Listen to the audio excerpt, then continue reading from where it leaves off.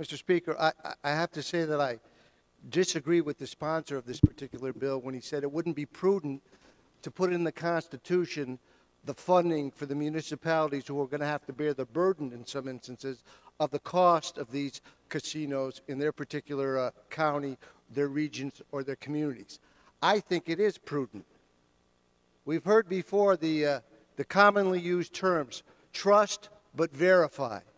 And I'm sure they trust their elected officials, their legislators, but you know, legislators and majorities and minorities go back and forth from year to year. I represent right now, I won't after this redistricting, but I will continue to represent the county of Saratoga and the city of Saratoga. Their thoroughbred track is one of the most historic racetracks, not only in the nation, but in the world. Many of you have been there. It's beautiful, but it's an important part of the economy of the city and the county of Saratoga.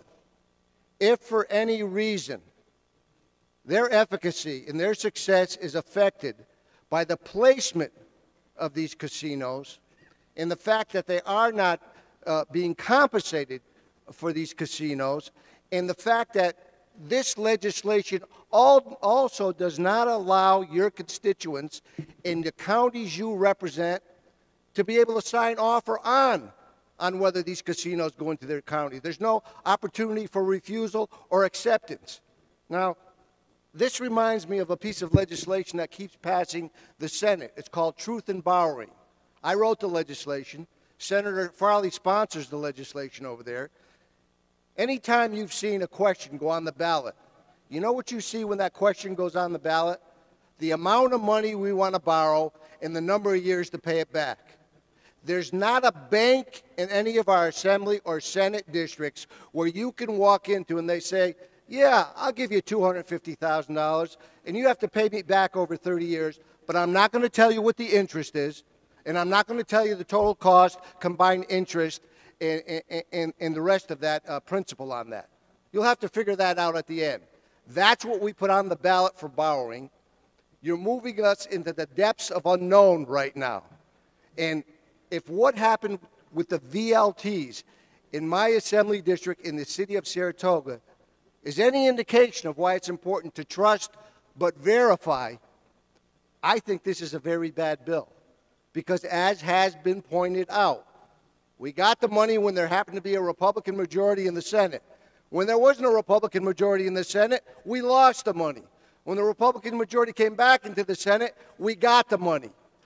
It shouldn't depend upon who's in the majority or in the minority for any of your Assembly districts or for my Assembly district. We should have it written down. Our constituents should be able to walk into a ballot and know where those 7 are going to be, how much remuneration we're going to give to them, and they should have the opportunity to vote on whether they want to take on that burden or not take on that burden. You know, we always talk about giving as much information, having transparency, being open. Well, this is your chance to have transparency and be open, not say, we'll tell you about it later on. We don't allow the banks to do that. We shouldn't allow ourselves to do that. If we're going to pass this piece of legislation, I'm going to want to know it protects the thoroughbred racing industry in New York State. It protects a racetrack, which is an important part of the economy of Saratoga County, which I represent. It's going to create jobs in my community if it's there, or your community if it's there. And you know what? I'd like to know how much money my constituents are going to be able to recoup to have that facility in their community. Because as has been pointed out, you know, it's not all perfect.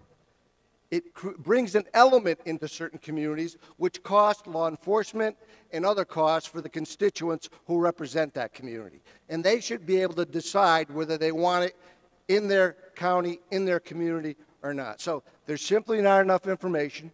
There's not enough openness. There's not enough transparency. We have the ability to do that. And when it's not set in stone, we've seen what's happened in the past. It was very destructive to my community. They had to raise taxes because they lost that money. We got some of it back, but we didn't get all of it back. So I like to trust everybody here, but my constituents sent me here to also verify. And for that reason, Mr. Speaker and my colleagues, I'm going to vote no on this.